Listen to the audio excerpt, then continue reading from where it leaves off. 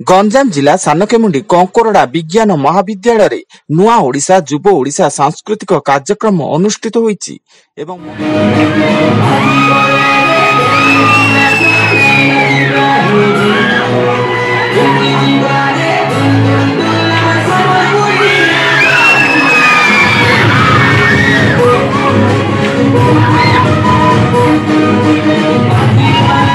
ମହାବିଦ୍ୟାଳୟର ଅଧ୍ୟକ୍ଷ ପ୍ରକାଶ ଚନ୍ଦ୍ର ଜେନା ଶୁଭ ଉଦ୍ଘାଟନ କରିଥିବା ବେଳେ ଏଥିରେ ଶ୍ରୀ ସୁଶାନ୍ତ କୁମାର ସାହୁ, ଶ୍ରୀ ସୁଶାନ୍ତ କୁମାର ପଣ୍ଡା, ରଞ୍ଜନ ନାୟକ, ବସନ୍ତ କୁମାର ସେଠୀ, ଶ୍ରୀ ବରୁଣ ସେଠୀ, ଶ୍ରୀମତୀ ପ୍ରିୟଙ୍କା ଜେନା ସହ ଅନ୍ୟାନ୍ୟ ଅଧ୍ୟାପକ ଅଧ୍ୟାପିକା ଓ କର୍ମଚାରୀ ଉପସ୍ଥିତ ଥିଲେ